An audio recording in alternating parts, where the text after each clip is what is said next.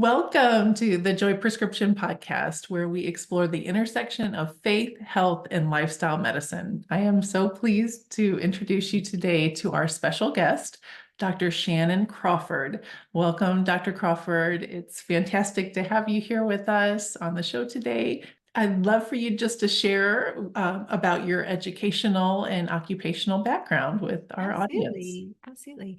I did my undergrad at Azusa Pacific in LA. I was going to be an actress, and then there was a large pivot. It's a long story, I'll say.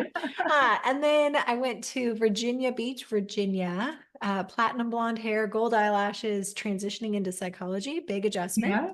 Yeah. So I dyed my hair brown. I wore suits, minimal makeup, and pursued a doctorate in clinical psychology. So that was my large, yes, Lord, I'll lay down my dreams and I'll follow what you say. It didn't make sense to me. And I thought you just need to, get saved and do the things. And I didn't think you needed mental health. That wasn't a part of my grid from that generation. And so then I got my internship in Hawaii and got my finished my doctorate, and then moved to Texas and did my residency, and then opened Crawford clinics in 2012. So we just had our 12-year birthday for my business of Oh, positive mental health. congratulations. Thank Congrats on you. that. She's a How preteen. wonderful. We're pretty excited. Yeah, that's a huge accomplishment.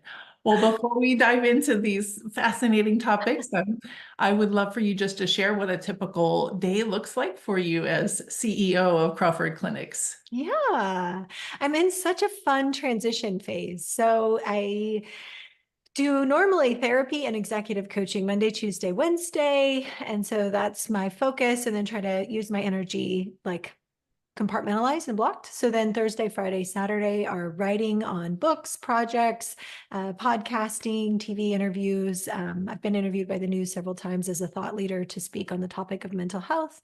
So those are the kind of the intersection of what my days tend to look like, and then running team meetings. And today I'll teach at the university. I'm an adjunct professor, so helping the next generation of mental health providers have really healthy souls and then good training for our clients. Wow, busy schedule. I love all the things you're doing. Thank Yes. you. Oh man, it's truly impressive, and I love what you've already shared about the background and the journey of getting there. I'm curious, how did you come to find clarity with the Lord on that it was psychology that He was directing you toward? What did that journey and kind of path look like? Yeah. Well, I don't know if anyone listening, if you've ever made a judgment against something and how you have to eat your words later, that has been my journey. Welcome. So yeah, I was pursuing acting, and behind my back, my parents were praying. So all the parents out there is strategy to not saying it, but praying it. Just saying. So they didn't tell me to my face that they were like, we are feeding our precious lamb to the wolves if we send you to Hollywood at 17. So they prayed behind my back that God would dry up the desire and I wouldn't want to. So they didn't have to be the bad guy, which I think was really good parenting. So I went to LA, I got jobs, and I actually had a lot of fun. I met a lot of famous people and was in films. It was really fun. And then I was auditioning one day, and all of a sudden it was like the desire to act just dried up. And I called my parents. I'm like, I'm so sorry, guys. I don't know what happened. It's just like the desire to act dried up. I don't know what happened. It was so weird. And they're like, oh gosh, shucks. And so years later, they told me that was verbatim what we were praying. And so during that time of like, well, what else am I going to do? My parents had been listening to Dr. James Dobson, Focus on the Family, my whole childhood. So when they were like parenting advice, they're like, Dr. James Dobson would say. And so his advice was, if you have had your Christian kids in like a little bubble, you don't just send them out to the wolves, right? So their agreement is you can go to LA as long as you're in Christian college and you're pursuing a degree. So I had a little backup. And so I went to LA and had fun and transitioned and went to my college counseling center. And she said, tell me about your childhood. And I said, well, I don't remember my childhood. And she said, why don't you come back when you're not being resistant? And having no psychology background, I could even tell she was like, that was a really bad thing to say. I was like, I'm not being resistant. I literally don't have memories for portions of my childhood. And so I left with an inner vow, like, I would never be a psychologist. For the record, I don't think she was an actual psychologist. But that was my judgment at the time. And I was like, this is the stupidest profession. I would literally never do that. And I was a communication major at the time. And so switched over and tried different people throughout the years because I still had just kind of issues. I always loved Jesus my whole life, but I was the girl with like depression and self-harm and eating disorders. And I loved God. And I went to my pastor for pastoral counseling, and he's like, well, the Bible says to just stop thinking about yourself so much. So that's your sin.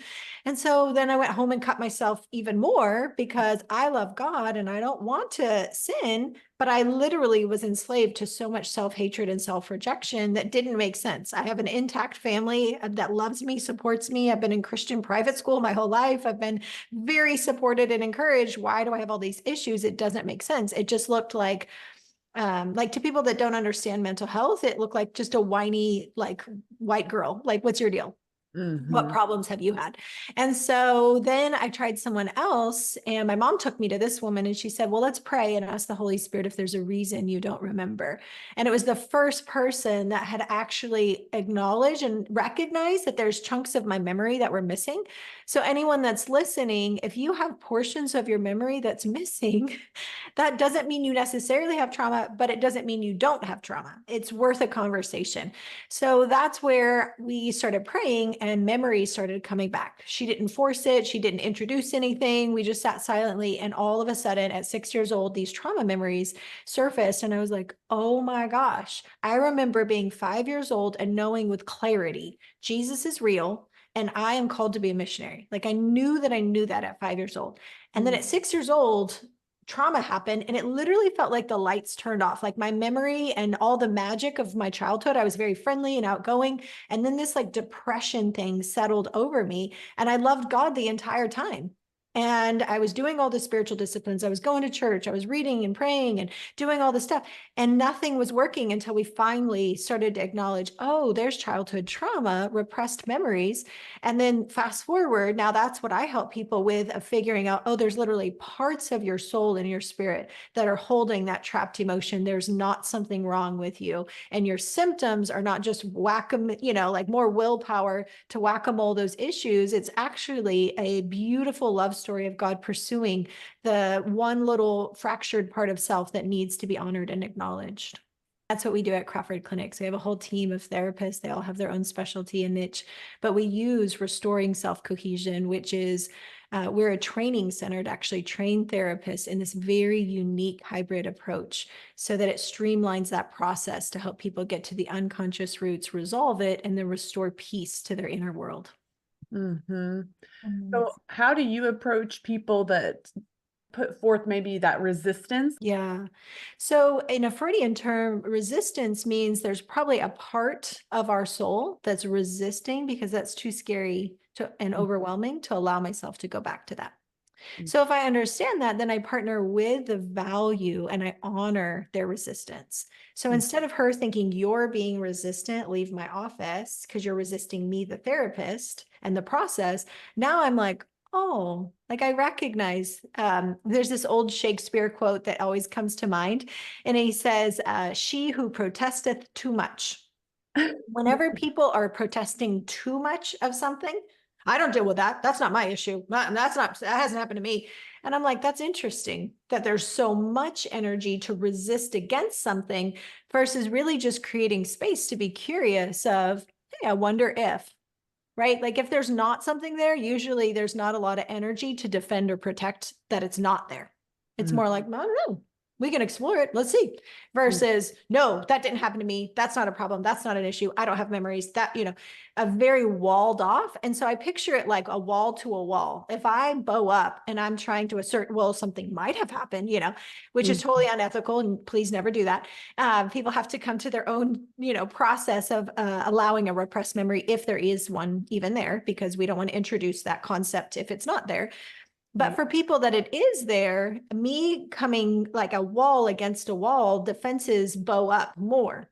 But if I become water and I'm soft and I'm kind and I'm curious and I provide psychoeducation, and the person themselves, which I know I'm actually talking to parts of their soul that are defenders, that's their whole role, is to make sure the inner world is safe. then I can partner with them and I can say, hey, I really value and appreciate how these protection mechanisms have kept you safe, how this has been a process and you felt really alone and unsupported for a lot of years trying to keep it all together. And for instance, anxiety and especially panic attacks often, not always, but often are actually your defense mechanisms are so overwhelmed and flooded that trapped emotion is trying to surface. Something from latent or unprocessed energy is trying to surface. And the defense mechanisms are going, no, no, no, no, no, no, we can't acknowledge that. There's too much pain there. And so I think, not always, but often, anxiety is often a signal. Hey, protectors, I bet you're overwhelmed. I bet you feel unsupported right now. And now I'm talking to the person. I'm not talking like in a weird way, like, hey, defense mechanism, right? But I'm talking to the person knowing that I'm actually talking to a specific part of their soul that's really tired and overwhelmed and doing its absolute best to keep that person safe. And when that inner world calms and that content can finally surface, it's kind of like getting infection out of your physical body. Now the body isn't having to fight and quarantine and contain something. It can now be metabolized and released out of the system. And when that happens, now the inner world can rest again, and then we can process and clean out that metaphorical infection or trauma. Wow. It sounds like you're talking about internal family systems. Is that part of your therapeutic approach? You know what's ironic? So I would say yes. I'm actually psychodynamic. And so the concepts of internal family system are pretty much built on top of that. So I knew about all these concepts before I ever heard of internal family systems. So from psychoanalysis, which also I judged because I was like, you can't be a Christian and psychoanalytic. And my hubris, the Lord had to like, hey, keep the meat, throw out the bones. Like there's actually a lot of value here. So redeeming a whole field of people that were Jewish and really brilliant and the smartest people of their day that actually got us out of the dark ages of keeping people and like, drowning them or putting them in rooms far away, but actually talk therapy. That was started with psychoanalysis. So I think internal family systems is beautiful at making it more culturally available. The concepts are built on psychoanalysis. And so restoring self cohesion is my hybrid. And so it's taken about 20 years of studying psychology, all the different fields, quantum physics, peak performance, and the spiritual disciplines for spiritual formation, and putting that together. So absolutely, I would say IFS is under that, but we're doing it with the goal of now inviting your spirit man or your true self to lead, and the discernment of some of the members inside are real you and some are not. And so we need the discernment. Like I was struggling for years with low self-esteem. And so if I just use psychoanalysis or IFS, internal family systems, I would be embracing that. And so for years, I was like, okay, low self-esteem, part of me, what's going on? How are you feeling? Blah, blah, blah. And it would never actually get better. And most of the time when I do that and I embrace a part of self, introduce them to Jesus, it gets better, but it wouldn't. And so I was like, I wonder what that's about. And finally it dawned on me, I'm like, maybe that's not a real me. Maybe that's an introject of something dark that's not real me. And so when I had that discernment and I was like, Jesus, would you evaporate any part of me that's not me and low self-esteem? If you're not me, I command you to leave. And it did. And not that I have like perfect self-esteem by any means, but that was something I had a lifelong struggle. And until I had awareness that like you have to know your committee and then know what's real me and then what's an introject of a darkness that's trying to masquerade as a part of self. And so that's why we have to take every thought captive, because not every thought we have is our own. I love that you're bringing it into a Christian lens. I've struggled with that myself with, talking to various counselors and coaches within that framework of internal family systems. And there's a phrase that people say, there are no bad parts. And I think, well, sometimes I do think there might be parts that maybe not parts of yourself, but like you said, parts that aren't actually you, that are part of the enemy attacking us. Yeah, so I would agree with both sides. I absolutely agree. There's no bad parts of the true self. So the way that that's helpful in therapy is when a client says, I hate my porn, I hate the addiction, I hate the anger, I hate that I do this. So the goal of that is to say the part of you, inherent true you, is not your behavior. So I can still love personhood, even as we're extracting the reason that we picked up that false coping mechanism, that defense, that false comforter, that thing that we've turned to all these years. I see you, I see why you're here, and I value you. I'm going to bring you back into relationship. And in relationship now, we can mature and we can develop past needing those coping mechanisms. So I love the statement, no bad parts. On the other side, we know that there's a whole reality in the metaphysical realm of light and dark, good and bad. And so we need to learn how to hold these two realities, the discipline of the spiritual formation side and the clinical psychology. Those need to learn how to interface because our human reality interfaces every day. And we don't just live in our psychology and we don't just live in our spirituality. We have to learn, hey, what is my spirituality? What's an attack? And then what's just a me that's struggling and wounded and really needs to be ministered to. I love this quote by Jack Hayford. He says, you can't counsel a demon and you can't cast out the soul. So you really have to know with high discernment, what am I dealing with? Because there's lots of my clients that they're like, oh my gosh, I'm supposed to leave my spouse. I don't love them anymore. I just found that out. I do actually love them. No, but I don't love them. And they're like tormented and ping-ponging in their brain. And I'm like, not every thought you have is your own. Let's do an internal board meeting and let's actually discern and find out what part is you and then what part is actually an attack against your marriage. And when we resolve that, then it's like, no, I do love my spouse. Why did I even entertain that? Because if we don't have discernment, we don't know how to take our thoughts captive and then figure out the course that we're choosing to do versus allowing that overlay to lead us impulsively into reckless decisions. So good. So well said. Dr. Crawford, I know you have extensive experience working with high achieving individuals, particularly in leadership positions. And I'm sure the topic of imposter syndrome often arises during your coaching and counseling. Yes. I'm curious, have you personally encountered moments of self-doubt? I know you shared a little bit, or imposter syndrome during your career journey. And I'd love to hear how you have managed that and navigated through those experiences and just shine a spotlight on that imposter syndrome that affects so many of us. Absolutely. So I think the reality is, I think actually most of the human population deals with imposter syndrome because at some point when we're very young, the enemy is doing everything he can to get us to believe two fundamental lies. One, I am bad. I am not worthy to be protected. I'm not good. I can't be trusted. That's why the going back to no bad parts is important. That side of the conversation. And the other lie is, Father God, you left me. Because at creation, well, in heaven, before we're knit into our mother's womb, he knew us, right? So we were in a state of perfect unity and perfect attachment. And now he's knitting us together in our mother's womb, the double helix of the physical and metaphysical coming together, or physical and spiritual coming together. I'm not new age. I just use the terms of research. And so when you put the double helix together, now our spirit man is being woven into this natural encasement of a physical body and a soul. Our soul is our mind, will, and emotions that help us navigate the natural realm, while our spirit man is our true self.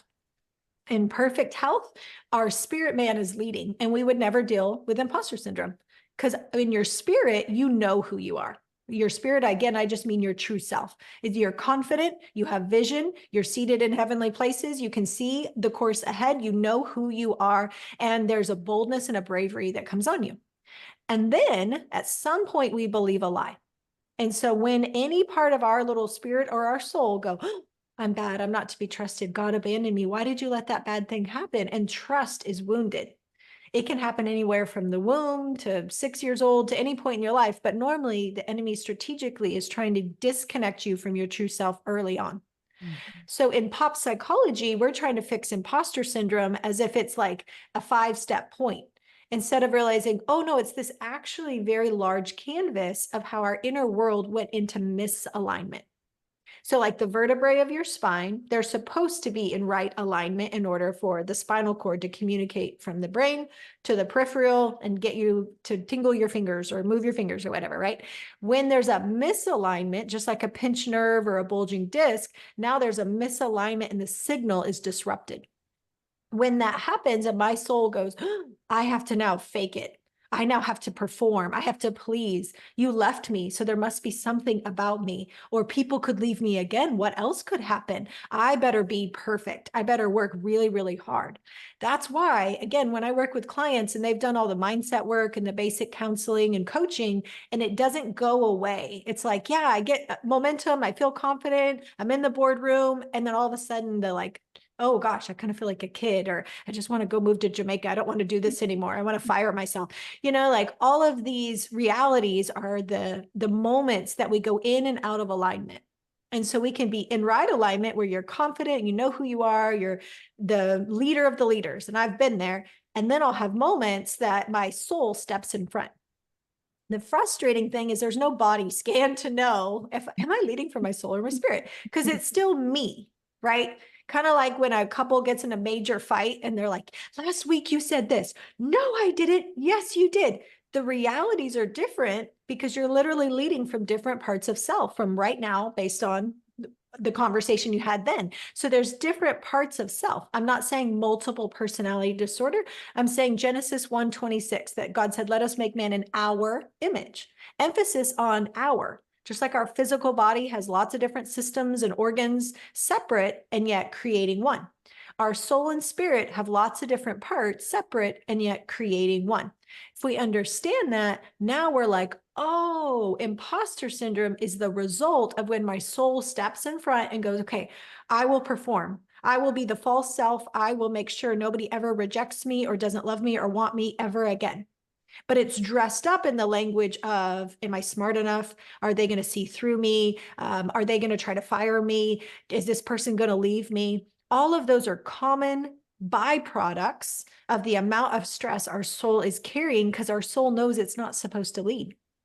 It would be like the manager trying to lead as the CFO or chief financial officer or CEO, chief executive officer. There's a misalignment. You're in the wrong seat. And so kind of like a lot of the leadership books say, put the right people in the right seats in your organization. I would say put the right parts of self in the right seat of leadership and the right place of trust.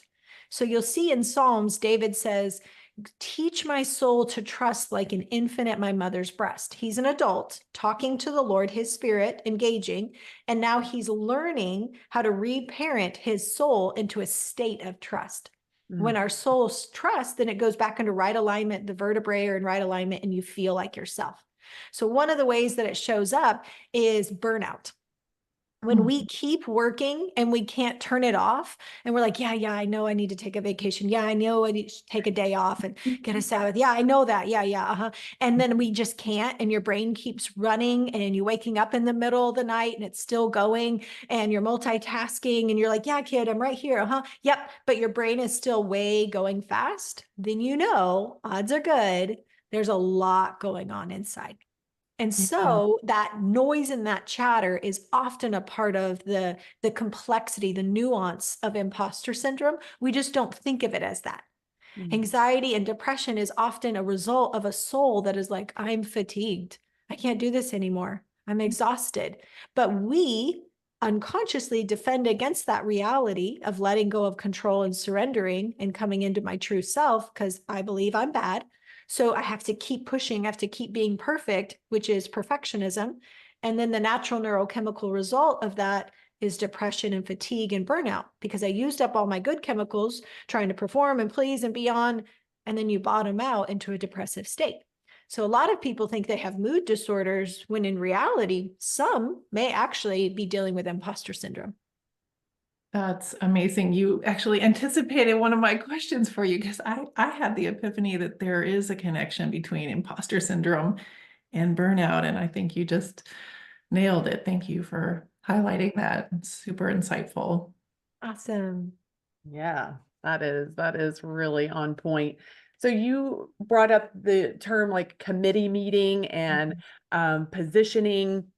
So I think you have even a course on this on your website with your e-learning, but can you just give a little overview of how you recommend individuals conduct that board meeting or committee meeting with themselves? Yes, absolutely. So again, because I work with so many executives, I called it an internal board meeting. Some of my clients don't like that. Some of them want it to be a campfire. They want it to be at a castle, whatever you do, you. That's just the term I've coined because I work with so many leaders. And so it makes sense to bring all the committee members to the table to hear them out. The high glance, obviously, it's 20 years of studying psychoanalysis and all of these theories. So I'm going to try to make it as topical as I can, that we have lots of parts of us. In health, you're supposed to have lots of parts of you. And in health, you can have the competitive part of you play sports. You can have the romantic part of you show up with your romantic partner. You can have the nurturing part of you showing up with your kids and the learner inquisitive part of you showing up at work, But the problem is sometimes they glitch and you don't want the romantic part showing up at work with the intern. You don't want the competitive showing up with your spouse. You don't want the learner part showing up with your kid. And they're like, just hug me. Why are you trying to teach me all the time? And so we can have parts of self that glitch and they're in the wrong seat. And we won't know that unless we actually create a forum where I'm like, hey, inner world, how are you doing? Most of our life, we are taught to live on the outside. So we go outside in. I'm saying, let's go inside out. So when I notice, hey, I'm feeling afraid. I'm feeling anxious, scared, depressed, sad, overwhelmed. Hey, I love you. What are you feeling? What's going on? And so I'll visualize, we bring the committee together and I'm like, the me that's feeling this, I bring you into the light. I'm so glad you're here.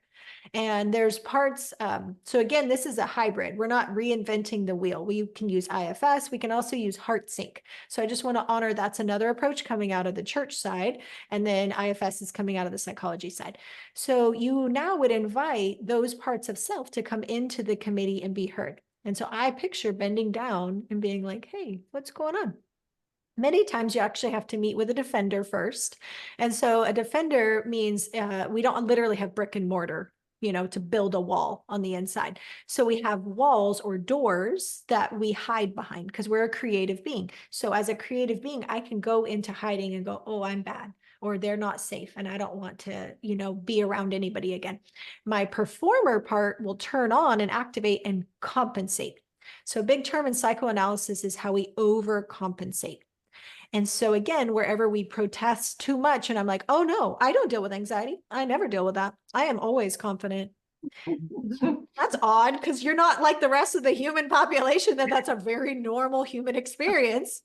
You don't poop either. Like that's a little bit unrealistic that you never deal with a human emotion, right? And so then we have to honor the protector. So if there's a protector in front that, let's say it's rage. I work with a lot of men, so there's a lot of tempers and they're so afraid like, oh, she's a nice, dainty female. I don't want to hurt her. And it's like, oh, no, no, no. I love your anger because anger actually leads to where there's pain. Anger is a legitimate stage of grief. And I wouldn't know that unless I actually took time to say, hey, angry me, what are you angry about? And so the angry me is as angry as I am sad. And if you think of a coin and the flip of the same coin, you're like, oh, I'm as angry as I am sad. Other personalities, they lead with their sad and depression and they bury their anger because there's a fear that if I express anger, people won't love me, they'll leave. And so I bury all that. The problem is buried, trapped emotion. It's like malignant to your system.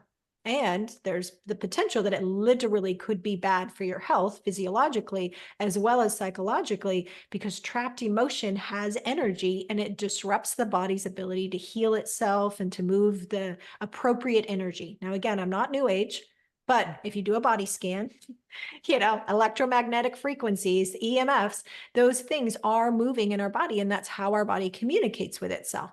And so when we leave trapped emotion inside, it stays dormant. So for instance, I grew up going, okay, self-hatred is sin because I'm thinking about myself too much. So you are bad.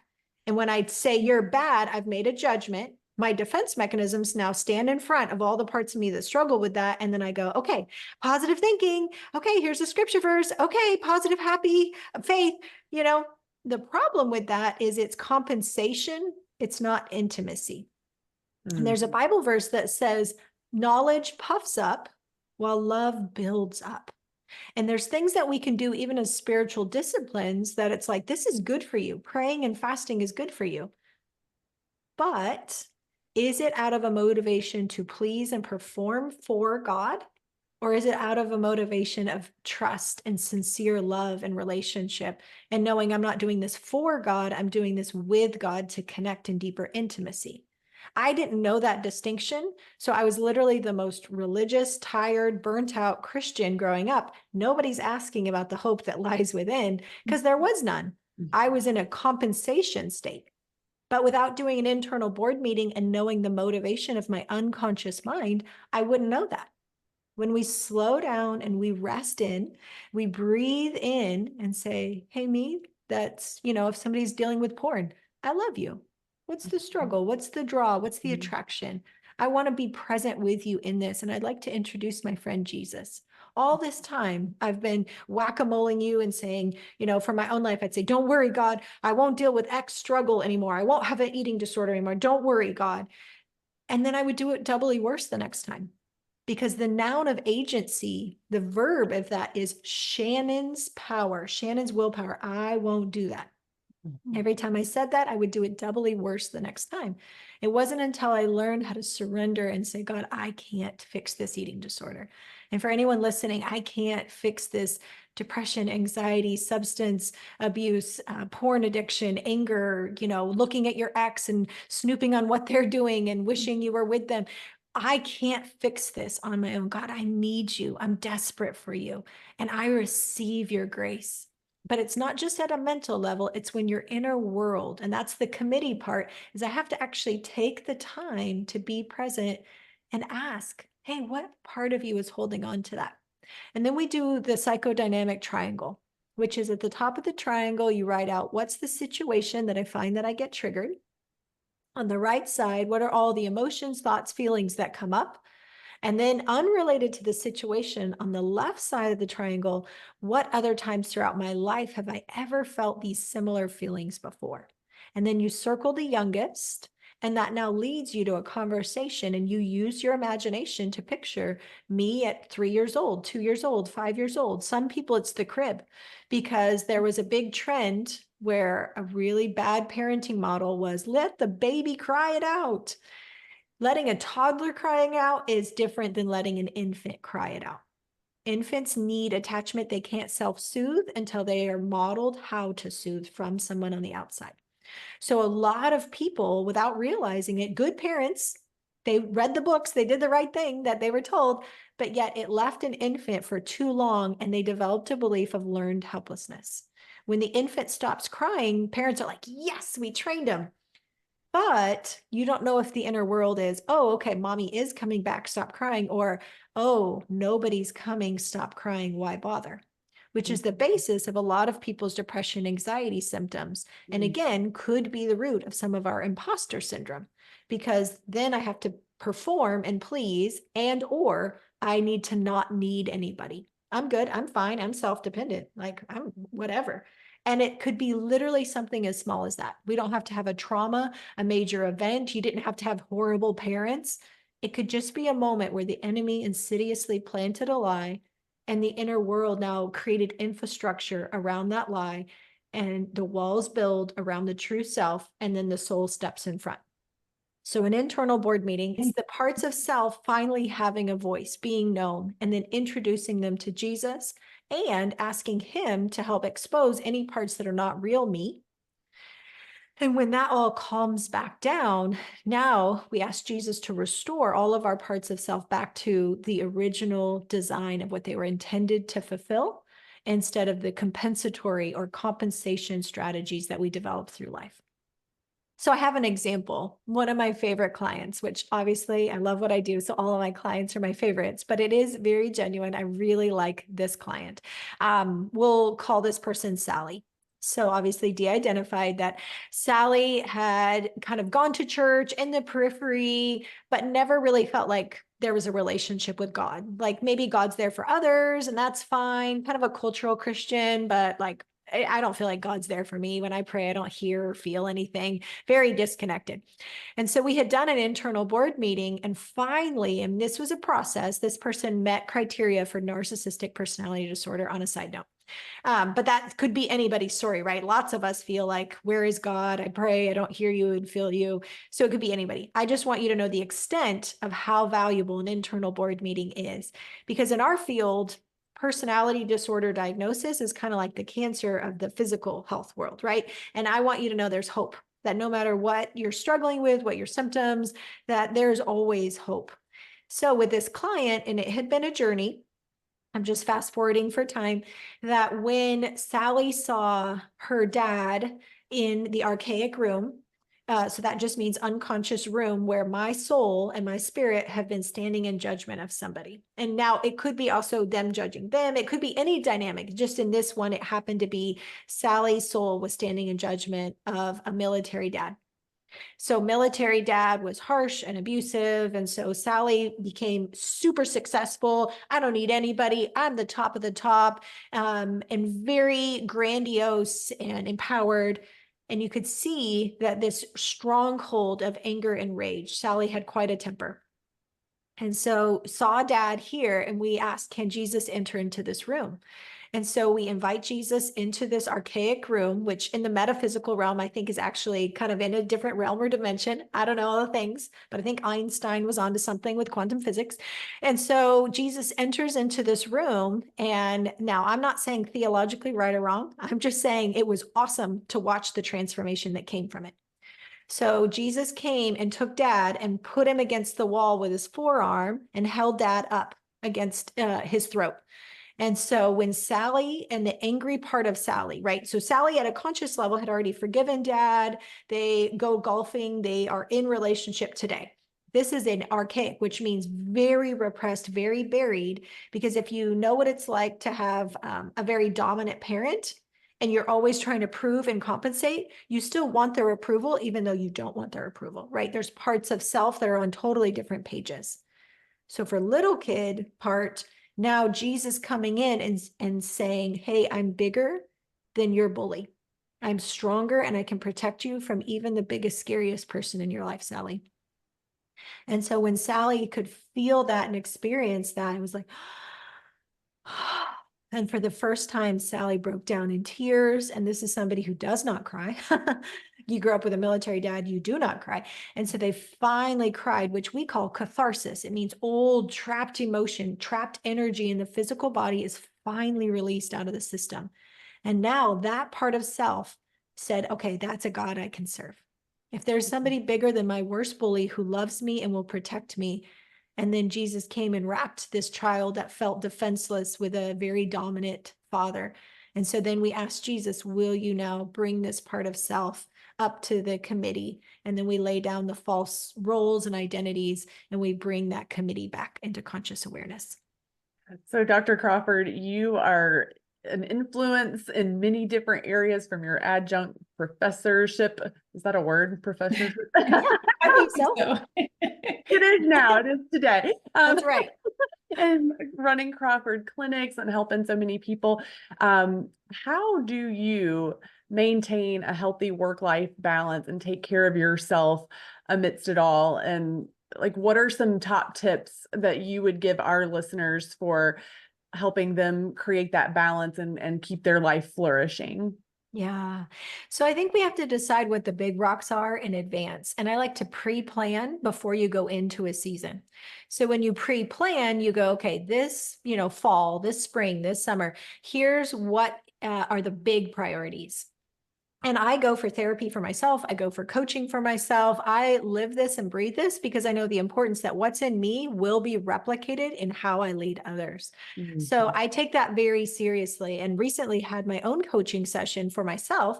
And my two coaches were doing whiteboarding, and they said, okay, for this year, what are the 2 goals you want to get out of the end of this year? And so immediately emotion and thoughts came to mind, write those down. And then we whiteboarded, what are all the things you're responsible for? And it was like, oh, none of what I'm doing right now are actually tied to my long-term goals.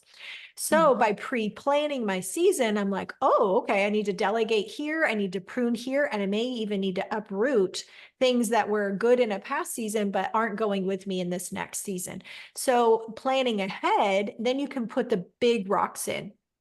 And for me, big rocks have to be quiet time with Jesus and doing internal board meetings. I literally do this every day, including this morning, because anytime I'm going to do something, normally the Lord will have me walk through it so that the anointing is what carries and helps others rather than just head knowledge, right? Because I can know concepts, but I mean, pastors and therapists tend to have the worst marriages and kids because sometimes we know all the right answers, but we're not taking the time to actually put the oxygen mask on our own head, our own face. Yeah. And so when we actually switch and we go, okay, I am always in a posture of humility and curiosity. I want to be invested into. Then now, what are your next big rocks? I would say exercise. We need sunshine. We need water. We need planning ahead healthy, nutritious meals. We need to feed your myelin sheath, which is the good, healthy fat. So your brain conducts energy and thinks fastly. So I have like a healthy food thing. Imperfect foods. And so I order ahead, they ship me my fresh vegetables, and then the meal prep is already done. I go for walks whenever I can. When I have a Zoom meeting, a lot of times I'll be like, hey, I'm just going to be chatting with you guys as I'm walking in sunshine. I'm going to try to build in my life for what my big rocks are. And yes, I'll integrate other things along the way, but I have to know my big rocks are put in first. So anyone who's listening and says, I'm too busy too, then actually you're not taking leadership and ownership of your schedule. So that's where you can say, okay, let's get creative. Who can watch the kids here? Who can do this so that I get a 20-minute nap in the middle of the day and you will feel like a new person, or digital detox. I don't realize how much I am running my life on my phone. I mean, some people at social media scrolling, mine is I can literally run my business and respond to my clients and emails all on my phone. So it's like digital, constant, and that is depleting to our neurochemicals. We need times to be in silence, to be refreshed, to go on walks, to be in nature, to be around healthy, joyful people. So planning ahead those friend dates and opportunities to connect with really great people, and also the permission to say no when you need to, because you're investing in your big rock, and having that pivot and that permission for yourself is really key. Well, I love that you walk the walk and that you basically you just shared your joy prescription with us. I love that's part of the lesson plan that God has had me on over, the course of almost a decade now of just, Cindy, you've got to walk the walk. You've got to implement the things that you're teaching everybody else about. And so thank you for sharing that. I've recently had a conviction about taking a day of Sabbath. Yes. Oh, that is one of my big every rocks. week, and hiking up a mountain and just, putting my earphones in and singing praise and worship music. So thank you for sharing your joy prescription. And it's just been a real honor to have you here, Dr. Crawford. Thank you so much for sharing your time, your expertise, your insights. I could just listen all day, and love for you to share. I know you have a ton of educational resources and ways people can connect with you. So just share with our listeners how they can learn more about your work and go deeper. Absolutely. Absolutely. So crawfordclinics.com is where you can find some of our e-courses. You can also find it on my website, Dr. Shannon Crawford. Shannon spelled differently, Shannan, because in Gaelic, they differentiate male and female, like in Spanish. So it's shannancrawford.com. So we have e-learning courses, we have webinars. I highly recommend people getting on our monthly newsletter. So it's not intrusive. It's not going to barrage you. But just a quick little newsletter to stay up to date with events, with content, with videos, with tips and tricks and things that you can be doing to invest in yourself. And then we have our podcast, Unlock You like university, which is play on words because being adjunct professor. Unlock You with Dr. Shannon Crawford. And it's on YouTube as well as on all the other platforms. We're on Instagram, TikTok, everywhere. Yeah. So it's just so fun. And then speaking and writing. So if you need someone to speak or invest into a group, that's something I'm really passionate about. And then we offer Crawford Care, which is an alliance with organizations to invest in your employees, whether it's at the executive level or the employee level as part of the HR benefits. When you're investing in your employees, you have lower cost, less turnover, and thus you have less onboarding expense because now you have continuity with your tribe and your people are able to move and gain momentum in your organization. So that's a strategic alliance that we offer to organizations that are 500 employees and below so that we can strategically invest into small business because that's the backbone of the United States economy. Super. Well, thank you so much. So thankful to have you with us. Thank you. This is a privilege. And shout out to you ladies and all that you're doing to help make the world more joyful.